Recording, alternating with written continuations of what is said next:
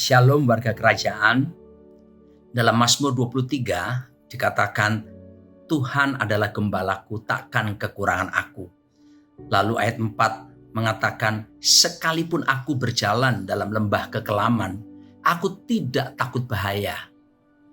Sebab engkau beserta dengan aku. Dan seterusnya. Ayat Mazmur 23 kami berdua selalu ucapkan ketika kami bangun mesbah sejak menikah 27 tahun lebih yang lalu sampai hari-hari ini. 2 kali dalam hidup saya mengalami pengalaman lembah kekelaman. Yang pertama waktu kami ada di Pulau Lombok di Mataram, ada kerusuhan Januari tahun 2000 waktu itu. Di mana saya melihat langsung di sebelah kiri kanan orang-orang membawa parang, tombak, dan rumah dibakar, dijarah. Pohon-pohon berjatuhan dan saya harus melewati di tengah-tengah mereka. Begitu ngeri. Tapi itu kejadian yang terjadi di luar diri kami, diri saya. Dan apa yang terjadi berikut ini adalah suatu pengalaman lembah bayang-bayang maut betul-betul terjadi di dalam saya. Ketika tanggal 21 Maret dokter menyatakan bahwa saya positif corona COVID-19. Sebelumnya beberapa hari saya mengalami demam tinggi dan saya mengalami batuk-batuk yang kuat. Lalu periksa darah, ternyata trombosit menurun. Pertama dokter menduga pasti demam berdarah. Tapi waktu dicek ulang bukan demam berdarah juga bukan tipes. Lalu kemudian dokter memutuskan untuk CT scan toraks, dan ketika di CT scan, di situ terlihat dengan jelas betapa paru-paru saya itu penuh dengan bercak putih yang luar biasa, dan dokter mengatakan ini kasus berat, corona. Langsung saya opname dan 16 hari lamanya saya harus diopname, diisolasi sendiri di sebuah kamar. Tidak boleh ada yang besuk. Dan semua tim medis yang datang pun memakai APD lengkap. Betul-betul pengalaman keterasingan, kesendirian, dan mengalami lembah bayang-bayang maut yang luar biasa saya alami dalam hidup saya. Batuknya luar biasa. Sampai saya tidak bisa menyanyi, saya tidak bisa ngomong. Karena begitu menyanyi, ngomong langsung batuk. Tapi di tengah keadaan itu, tiba-tiba saya sering intimidasi kuasa gelap. Iblis berkata, mati kamu. Sebab pencuri datang mencuri, membunuh, memisahkan. Tapi saya berkata dalam hati, tidak. Yesus Kristus datang memberikanku hidup, supaya ku memperolehnya dalam segala kelimpahan. Memang kita percaya bahwa kematian itu kedaulatan Tuhan. Apalagi juga ada beberapa rekan-rekan hamba Tuhan yang meninggal karena kasus yang sama. Dan saya percaya mereka bersama Tuhan karena tugas mereka di bumi sudah selesai. Tapi saya berdoa mohon kemurahan Tuhan untuk diizinkan tetap hidup, untuk bisa melakukan tugas-tugas kerajaan. Dan saya bersyukur ketika dalam keadaan pengalaman yang berat itu, saya lemah sekali, demam terus tinggi. Saya harus mengalami infus kiri, kanan. Karena apa? Karena terjadi pembengkakan ketika saya sedang diinfus. Lalu kemudian obat-obat yang ditembakkan betul-betul dibombardir dengan segala macam obat antibiotik. Lalu vitamin-vitamin. Lalu kemudian berbagai hal. Ada suntikan tambahan yang diberikan, injeksi tambahan. Selain itu obat-obatan minuman. Tapi yang luar biasa adalah di dalam batin hati ini terus muncul nyanyian yang tiada henti. All my life you have been faithful. Nyanyian ucapan syukur. Tidak henti-hentinya mengalir dalam batin saya. Karena saya tidak bisa menyanyi. Setiap batuk akan keluar. Lalu dalam keadaan lemah berhari-hari tersebut, saya cuma bisa mengandalkan Tuhan, berharap sama Tuhan. Dan saya bersyukur untuk Bapak Rohani, Pak Timotius Arifin. Tiap hari beliau video call. Tiap hari beliau ucapkan firman. Mulai dari Mazmur 91, Mazmur 16, Mazmur 27, dan banyak ayat-ayat yang dia sampaikan. Pak Arifin sebagai Bapak Rohani berkata, Roni, kamu adalah pembicara kerajaan Allah. Kamu adalah aset kerajaan Allah. Roni, kamu akan menikahkan anak-anakmu.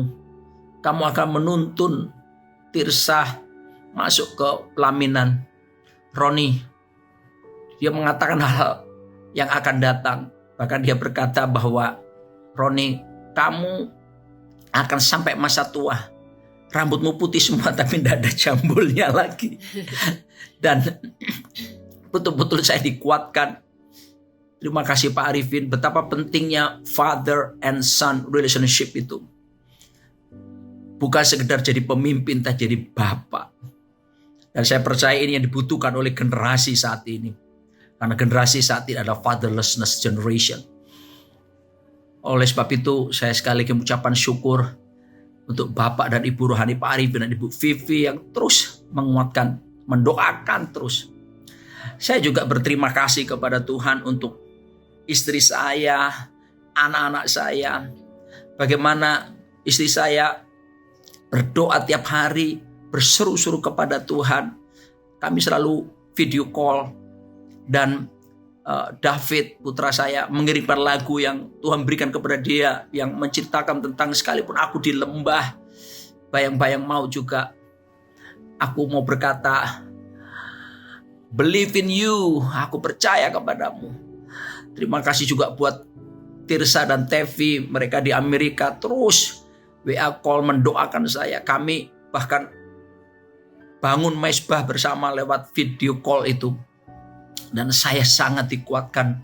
Saya bersyukur keluargaku, sorgaku itu betul-betul real, menjadi kekuatan yang luar biasa. Dan Bapak yang dikasihi Tuhan, perlu juga Anda mendengar kesaksian bagaimana dari istri saya, pergumulan yang terjadi dalam dirinya. Silakan sayang. Waktu sore hari dokter panggil saya, itu tanpa Pak Roni. Dokter bilang kepada saya bahwa Pak Roni ini sudah pasti positif karena saya ditunjukkan begitu banyak bercak-bercak putih dan termasuk kasus yang berat, Bapak Ibu. Pada waktu saya mendengar seperti itu, jujur kata saya gemeter luar biasa. Kemudian saya pulang, saya langsung merenungkan, saya berpikir seperti ini. Ya Tuhan, nyawa itu sangat berharga buat Tuhan. Ya. Kita seringkali tanpa sadar Bapak Ibu, kita menjalani hari-hari seperti biasa, kita meremehkan waktu demi waktu, jam demi jam, hari demi hari, kita meremehkan itu berlalu seperti biasa.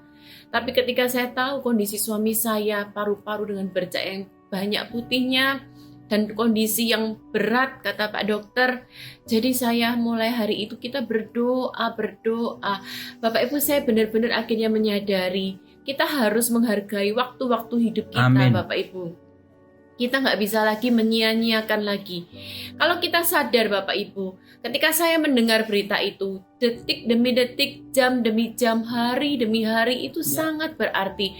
Karena setiap jam itu ada obat yang dimasukkan, ada antibiotik berat yang dimasukkan. Itu melihat progres ke depan. Setiap hari kami telepon, kami memantau, kami melihat perkembangan suami saya. Karena hari demi hari itu sangat berarti buat kami. Jam demi jam sangat berarti. Dari situ kami sadar Bapak Ibu, betapa waktu itu luar biasa, betapa nyawa itu luar biasa. Pak Arifin sama Bu Vivi sebagai Bapak Ibu rohani kami juga memberikan di dalam Mazmur 27. Saya juga baca, saya perkatakan, Tuhan, kami akan menikmati kebaikan-Mu di negeri orang hidup. Betapa berharganya kehidupan Bapak Ibu. Nah, terus kami berdoa. Akhirnya kami berjanji setelah ini, ketika kita mengalami kehidupan di negeri orang-orang yang hidup, berjalan, dikasih kesempatan di negeri orang hidup, dikasih kebaikan Tuhan di negeri orang hidup. Mari sayang, saya berkata, kita sama-sama maksimal hidup kita. Kita tidak lagi meringankan waktu-waktu kita. Bapak Ibu, kalau kita teliti coba sekarang, orang-orang di PSBB, di lockdown, mereka nggak bisa kerja, mereka nggak bisa sekolah, melakukan aktivitas. Mau aja. Karena apa? Nyawa itu sangat berarti. Mari sekarang kita sadarin betapa kalau kita masih hidup sekarang, berarti diberi Tuhan kesempatan untuk kita menginjakkan kaki di negeri orang-orang hidup. Mari kita maksimalkan luar biasa. Dan saya belajar luar biasa Bapak Ibu, betapa kesepakatan keluarga, suami istri, dan anak-anak itu luar biasa. Setiap hari kita video call, jujur kata kita menangis, saya menangis merendahkan diri di hadapan Tuhan. Siang malam saya nangis, saya video call sama anak-anak juga sama-sama kita menangis, berseru dan berdoa pada Tuhan.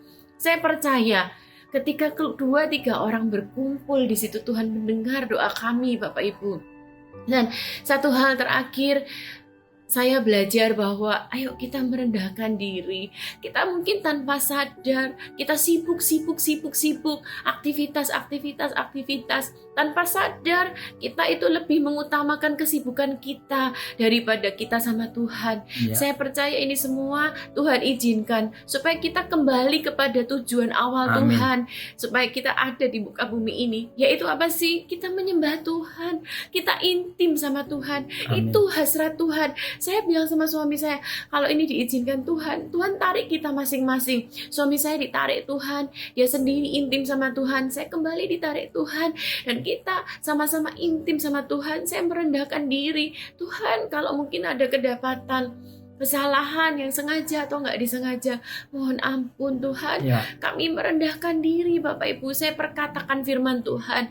Saya perkatakan seperti seorang wanita yang 12 tahun perdarahan, dia menjamah jubah Yesus. Saya perkataan, Yesus aku jamah Engkau Tuhan. Seperti Bartimius yang berteriak, Daud, Yesus anak Daud, kasihanilah aku. Kami juga berdoa seperti itu, merendahkan diri. Terus kemudian saya perkatakan, jika Engkau mau Tuhan. Jadi yang saya dapatkan gini Bapak Ibu, ayo kita menghargai kalau kita masih ada kesempatan hidup. Mari kita hidup menikmati kemurahan Tuhan di tanah orang hidup sambil kita maksimalkan hidup kita. Dan mari kita terus maksimalkan keluarga kita, karena kesatuan keluarga, suami istri, anak-anak itu luar biasa. Dan yang terakhir adalah mari kita sama-sama belajar terus semakin intim, semakin melekat sama Tuhan. Karena tujuan utama kita ada justru kita lekat dan intim sama Tuhan. Terima kasih sekali lagi buat Pak Arifin, Bu Vivi sebagai Bapak Ibu kami yang luar biasa di saat-saat saya seperti malam-malam seorang diri, seperti benar-benar nggak ada siapapun juga, tapi Pak Arifin, Ci Vivi selalu standby anytime telepon kami. Puji Tuhan. Dan betapa tangan saya pun mengalami bengkak karena infus, lalu tiap 3 hari harus periksa darah, lalu kemudian ronsen itu beberapa kali sambil berbaring di tempat tidur. Dan puji Tuhan, by the grace of God, akhirnya demam menurun. Dan saya tiap hari perjamuan kudus sendiri, dan saya tahu di situ ada kuasa yang mengalir. Lalu kemudian pujian penyembahan terus mengalir dalam hidup saya. Apa yang Tuhan ajarkan kepada saya adalah saya harus mati terhadap dosa. Semua keinginan mata, keinginan daging, bahkan keangkuhan hidup harus lenyap. Ketika kita sakit di situ, kita mati terhadap dosa dan berusaha untuk menyenangkan Tuhan senantiasa. Tuhan ingatkan seperti dalam 2 Korintus 5 ayat 10 bahwa setiap kita akan menghadapi takhta pengadilan Kristus, dan setiap kita akan mempertanggungjawabkan semua perbuatan kita. Sebab juga dalam 1 Korintus 3 diingatkan bahwa kita melakukan pelayanan apapun hidup ini sebagai orang percaya, kita harus membangun fondasi yang kuat di atas Yesus Kristus.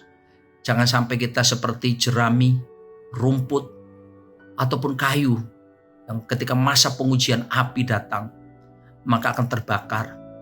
Tapi yang Tuhan inginkan seperti batu permata, perak ataupun emas, sehingga semakin dimurnikan bagi hormat kemuliaan Tuhan. Dan yang terakhir, mari seperti Ibrani 12 ayat 28-29. Mari kita yang sudah menerima kerajaannya tak tergoncangkan beribadah kepada Tuhan dengan benar, dengan hormat dan takut. Naikkan ucapan syukur. Sebab Alkitab berkata, Allah kita adalah api yang menghanguskan. Jadi Tuhan mengajar saya lebih lagi seperti Raja Wali terbang dengan dua sayapnya. Sayap kiri intim sama Tuhan, melekat. Nearness is likeness, kedekatan keserupaan. Maka karakter kita akan semakin diubah seperti Kristus. Dan hidup kita berbuah. Tapi sayap yang berikutnya adalah hormat dan takut. Sebab Tuhan itu api yang menghanguskan. Dia bukan cuma penuh kasih, karunia, anugerah, tapi api yang menghanguskan. Ngeri benar bila jatuh ke dalam tangan Allah yang hidup. Demikian Ibrani mengatakan. Sebab itu mari kita oleh anugerah Tuhan minta supaya hidup benar, hidup taat sama Tuhan, menyenangkan Tuhan. Dan kalau kita masih hidup sampai hari ini, itu berarti bekerja memberi buah. Dan tidak ada artinya segala sesuatu ketika saya ada dalam pembaringan itu. Tidak ada artinya. Mau bicara soal harta atau apapun di dunia ini, tidak ada artinya. Hanya Yesus. Setiap saudara yang saat ini bimbang, mari. Yesuslah jawaban. Yesuslah satu-satunya kehidupan dan yang jaminan kepada kekekalan. Sebab itu datang pada Yesus. Lagu ini terus mengalir. Dan saya bawa gitar kecil ini di rumah sakit juga. All my life you have been faithful. All my life you have been so good. With every breath that I am able, oh, I will sing of the goodness of God. I will sing of the goodness of God. Tuhan Yesus memberkati Anda semua. Amin.